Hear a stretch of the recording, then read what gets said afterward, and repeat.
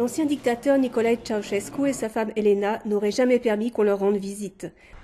Passer dans leur quartier où résidaient aussi les hauts responsables du Parti communiste roumain était interdit et même sévèrement puni. Mais 26 ans après leur mort, lors de la révolution roumaine de 1989, la résidence de Ceausescu à Bucarest s'est transformée en musée. Les autorités espèrent ainsi aider les Roumains à se réconcilier avec un passé douloureux. Je ne m'attendais pas à ce qu'on puisse visiter un jour un tel endroit. Nous, de simples citoyens. C'est extraordinaire de voir ça aujourd'hui. Appelée le Palais du Printemps, cette villa fut bâtie au milieu des années 60 et décorée au goût de ses locataires. Les visiteurs peuvent désormais découvrir l'appartement d'Elena, meublé en style Louis XV, la chambre à coucher du couple, ainsi qu'une ancienne piscine intérieure décorée d'une impressionnante mosaïque. Des photos de famille y sont maintenant exposées. Le cinéma où Ceausescu regardait des films américains, un spa, mais aussi des salles de bain dotées d'accessoires plaqués d'or sont également ouverts au public. Il prêchait l'austérité, le communisme, mais cette maison représente l'opposé de tout cela. Donc d'une certaine manière, c'est assez choquant. Mais le palais de Ceausescu n'a pas encore révélé tous ses secrets. Il y a un bunker souterrain créé spécialement pour la famille. Il est fermé au public car il est en rénovation. Et il y a aussi un tunnel assez long avec des chambres diverses, certaines étant utilisées dans un but administratif et d'autres utilisées pour le stockage. Pour la journée d'ouverture, plus de 300 curieux ont poussé les portes de l'ancienne résidence des Ceausescu.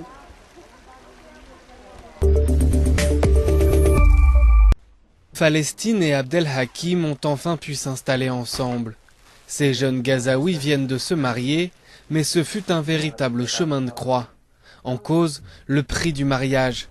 Dans la bande de Gaza, où 80% des habitants survivent grâce à l'aide humanitaire, se marier est devenu un luxe.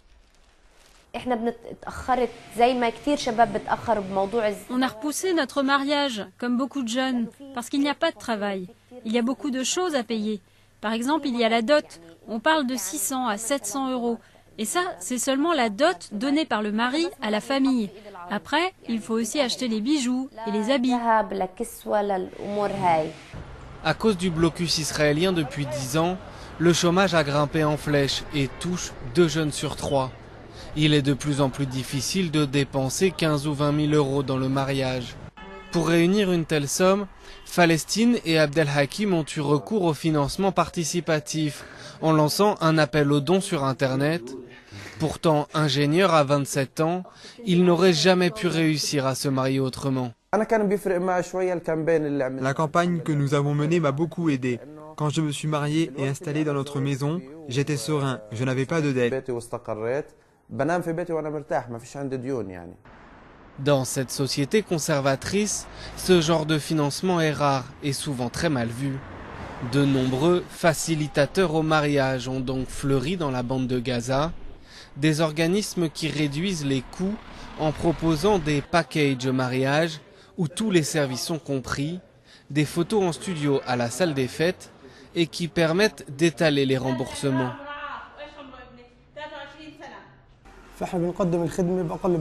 Nous proposons le même service pour moins cher. Par exemple, si le prix total du mariage est de 12 000 euros, nous, on le propose à 2 300 ou 2 400 euros.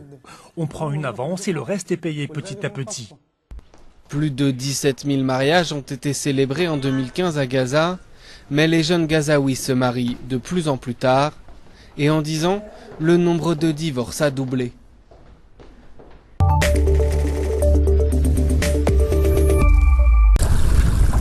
Ces pingouins cherchent à manger pour leurs petits dans les eaux glacées de l'Antarctique. Ce dont ils raffolent, c'est du krill.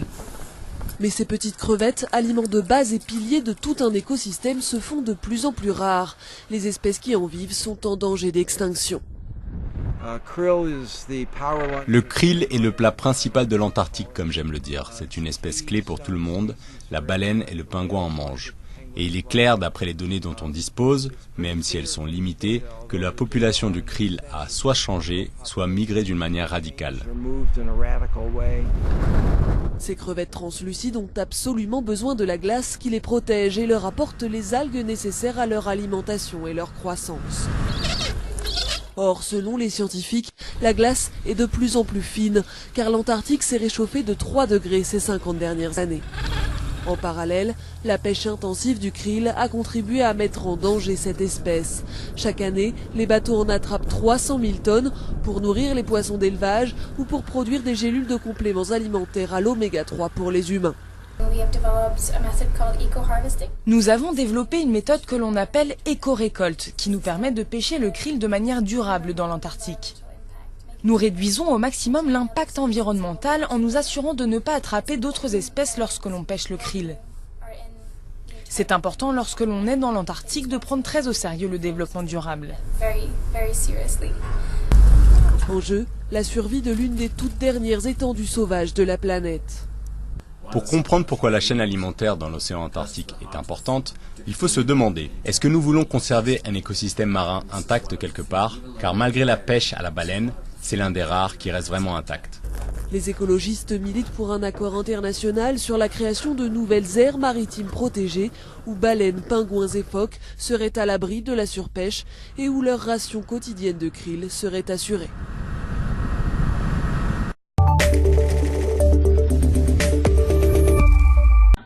Hummus, dolmas, taboulé. Dans ce cours de cuisine à Denver dans le Colorado, les apprentis d'un jour découvrent les saveurs du Proche-Orient. Je me sers de la cuisine pour gommer les différences, pour rapprocher les gens. Ici, tout le monde a des origines différentes, économiques, ethniques, religieuses. Et nous mangeons tous ensemble. Quelque chose de fort se passe ici. Au fourneau, Amanda, blogueuse culinaire à succès. Cette Américaine de 25 ans partage sur Internet les recettes de sa famille libanaise, elle qui a grandi dans le Michigan. Un succès qui lui a même permis de participer à une célèbre émission culinaire américaine.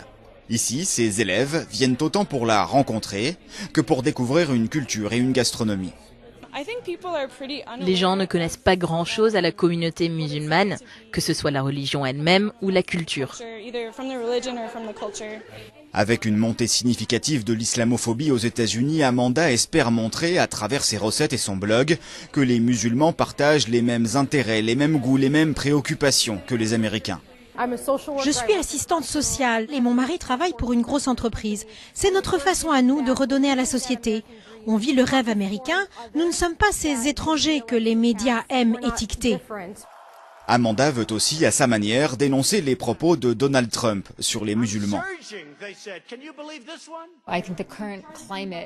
Nous sommes en pleine campagne et le climat de peur qui s'est installé est alimenté par certains candidats. Et toute cette rhétorique à propos de l'islam et du Proche-Orient doit vraiment être mise en sourdine. Objectif d'Amanda, montrer que l'islam est une religion de partage. Dans le restaurant qu'elle rêve d'ouvrir, quand elle servira un plat à ses clients, elle en offrira également un aux plus démunis.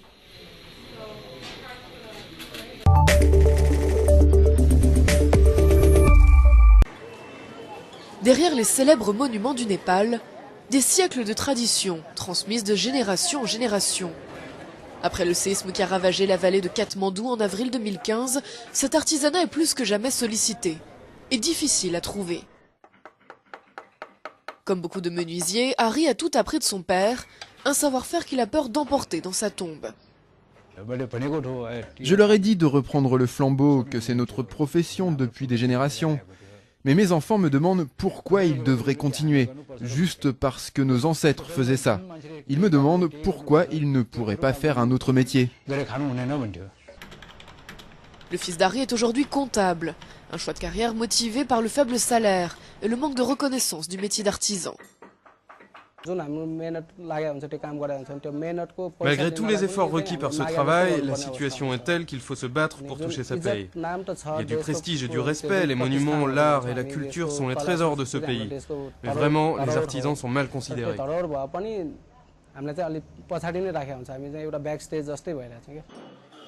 Les temples et palaces népalais attirent des foules de touristes, une source de revenus vitale pour le pays. Pour les experts, il y a donc urgence à restaurer ce patrimoine. Nous avons besoin de trouver des maîtres artisans et de les inciter à former de nouveaux artisans. Si l'on n'y parvient pas de façon satisfaisante, nous ne pourrons rien reconstruire.